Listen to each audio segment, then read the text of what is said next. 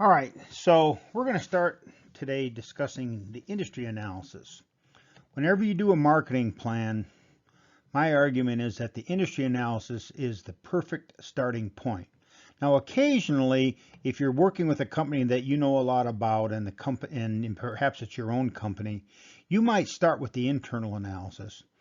But anybody who is coming in to help do a new marketing plan will always want to start with the industry analysis because it gives you a feeling for what the business is all about and what it takes to be successful in that business. And that gives you a little heads up before you even start the internal analysis. So we always like to try to start with an industry analysis when possible. A little quote here: the essence of market planning is relating a company to the industry in which it operates. The key to success is found in the differing abilities of firms to deal with the structure of the industry. This is why planners and marketers that are successful in one area of business might not be successful in the next business. So we can make the argument that all car companies that are operating in the automobile industry, that those marketing plans are industry analyses are a little bit interchangeable because they're all in the same industry. But if you took a car executive and you put them in the restaurant business, they probably might not be successful. And the reason that they might not be successful is because it's a completely different game for success. Quote by me: it's easier to grow fruit-bearing trees in good soil than in bad. That, of course, means that if you have your choice between industries, you ought to try to pick an industry that looks like it is a preferred industry as opposed to starting a business in a industry that is going to be difficult to be successful in. So this is sort of a key notion here. What is the purpose of an industry analysis? The industry analysis is designed to help explain the rules of the game, how it's played, and how firms are playing, winning, and will win in the future. So an industry analysis is really about understanding the arena in which you are going to compete. When I was, I played a number of sports when I was in high school and in college. In college, I was a three-sport winner in college, and each sport was dramatically different from the others. And what it took to be successful in one wasn't necessarily what it took to be successful in another. The whole key behind the industry analysis is to get a feeling for how the industry works, how you win in that industry, and how you lose in that industry, and what will be winning strategies in the future. So the purpose behind the industry analysis is to get an understanding of the rules of the game in terms of being successful. So let's talk about the factors that influence the decision making about a marketing strategy given by the industry. So a couple of things about the industry that we always would like to know. First, we'd like to know what the size of the market is. That is, the size of the industry. Is it a $10 billion industry, or a $100 billion industry, or a $2 billion industry, or perhaps it's a $500 industry. We also then would like to know the structure of the industry, and that of course refers to the submarkets.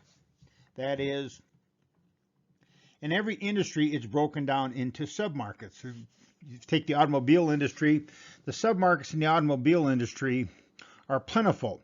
There are cars and trucks, and in the traditional automobile industry, it's cars and light trucks.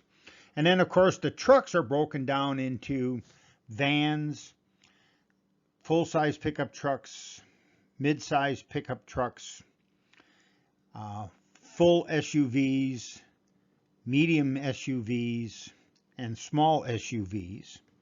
And now another factor, that's another submarket, of course, is all of those same breakouts, but in EVs. that is electric vehicles.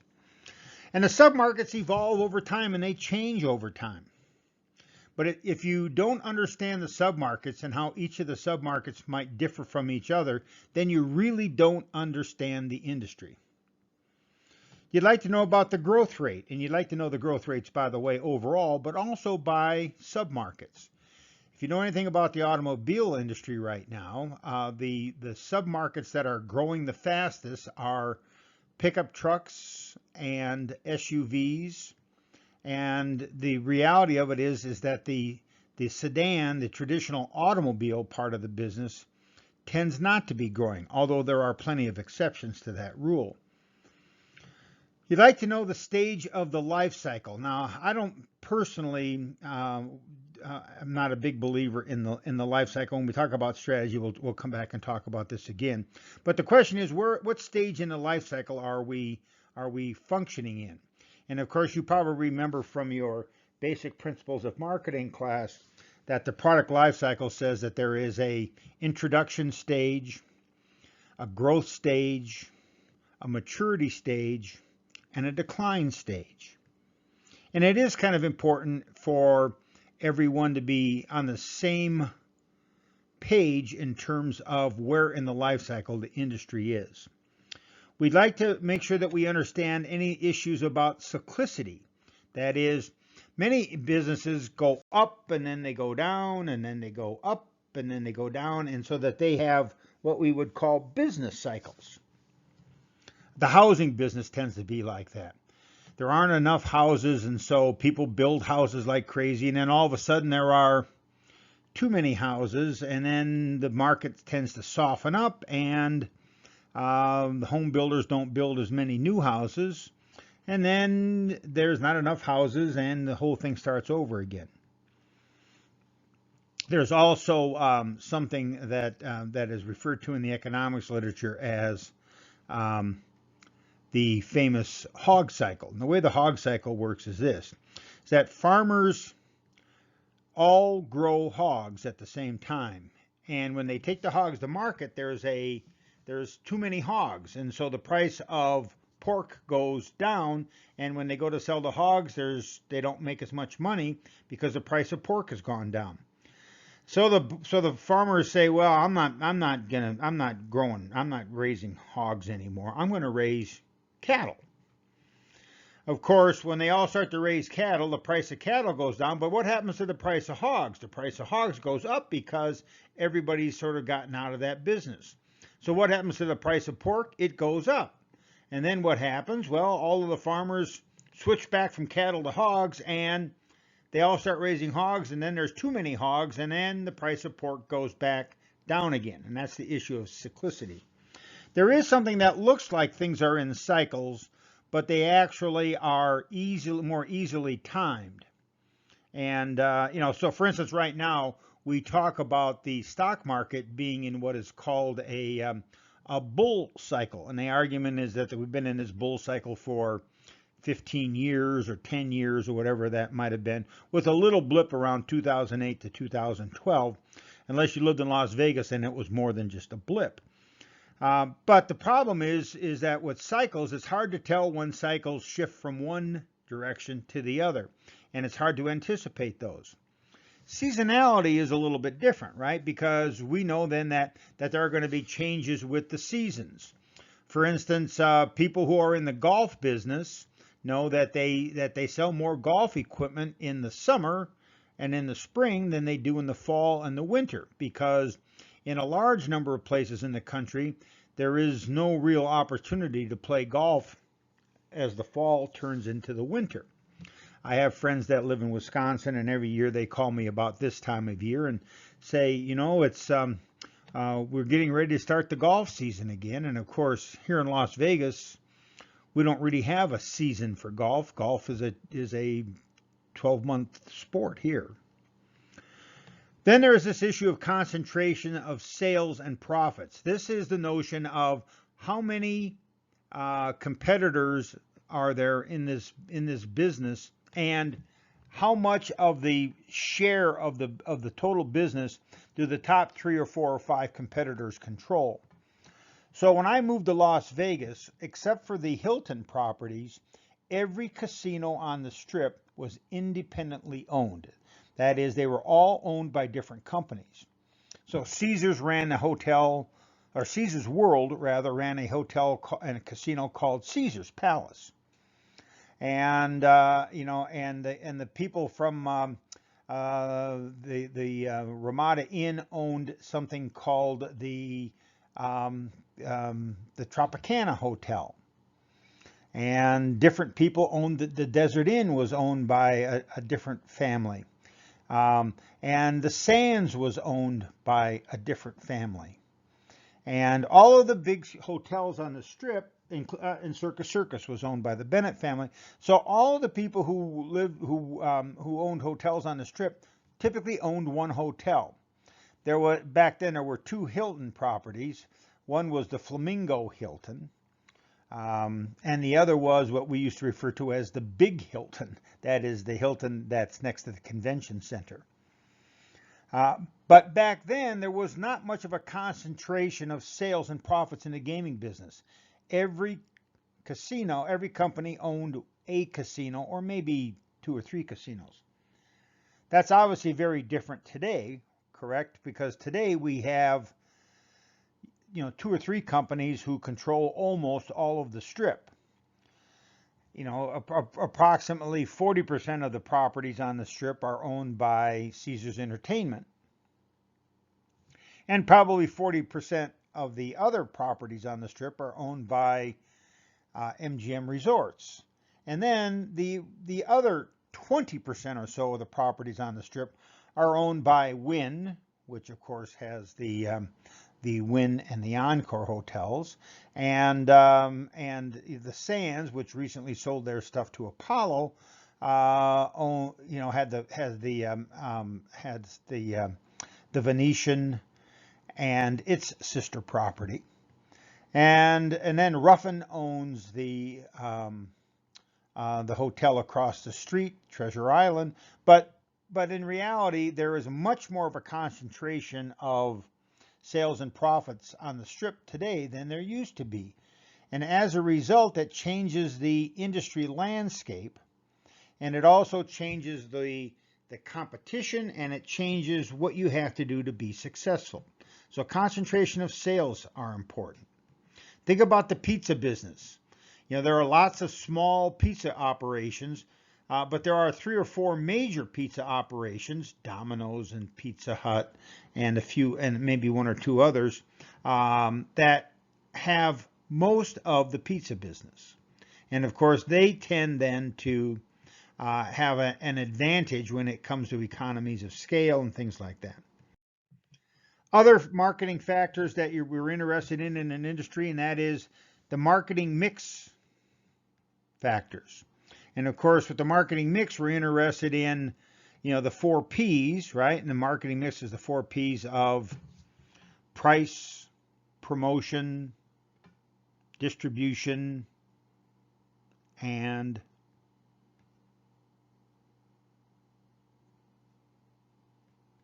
what did I have here? Product, price, promotion, and distribution. 3 P's and a D, but we now refer to it, of course, as the 4 P's. And the real question is, what's the most important of those elements? How important is pricing in this industry? How important is distribution in this industry? And so it's important that as you look at the marketplace, you have an understanding of the importance of each of the marketing mix elements. You're also sort of interested in performance ratios, and specifically industry trends and industry issues. That is, what are the trends and what are the issues in the industry that are going to impact how the industry evolves and what it's going to take to be successful in the future. And so these are all marketing factors that are very important in understanding the industry. So then, what do you really need to know about an industry to do a market opportunity analysis or a marketing plan? Well, I always like to argue that it's important to understand a little bit about the history of the industry. That is, how did the industry get to where it got to? How did the automobile industry get to where it got to today in terms of the industry selling more SUVs and trucks than it does passenger cars. How did things evolve for that to happen? We also want to know the size of the market currently and historically. That is, what have growth rates looked like in the past, the size of the market in the past, and the size of the market currently. And of course, maybe some forecast about the size of the market in the future. And of course, that then, of course, is related to the growth rates. We were doing an industry analysis for an organization not very long ago, and they had a 3% growth rate in their industry. Now, 3% doesn't sound that wonderful to me, but if you compare it to some very, very slow growth industries, 3% seems really, really good. So you really want to know growth rates, and you're going to want to know the size and the growth rates in both the overall market, but also in those sub-markets. You're also then going to want to know what are the success requirements. That is, if you're going to be successful in this particular industry, what do you have to do better than everybody else? Or what do you have to do well? And that, I think, is a really important notion, because lots of people think that they should be in a particular business. And it seems like no matter what business you're currently in, there's another industry that's related that you think would be better for you. But when you sit down and take a look at those industries, in many cases, you don't really have the tools necessary to meet the success requirements. And then finally, what we always want to know about every particular industry are trends and issues. So trends are sort of long-term things that come along, and so there's long-term trends. And for instance, for tourism, there's long-term trends for tourism, but then there's also some issues, right, for tourism. And the pandemic has made safety a much bigger issue. But it really hasn't been so much as a trend as it is a more recent issue that has come up for travel and tourism.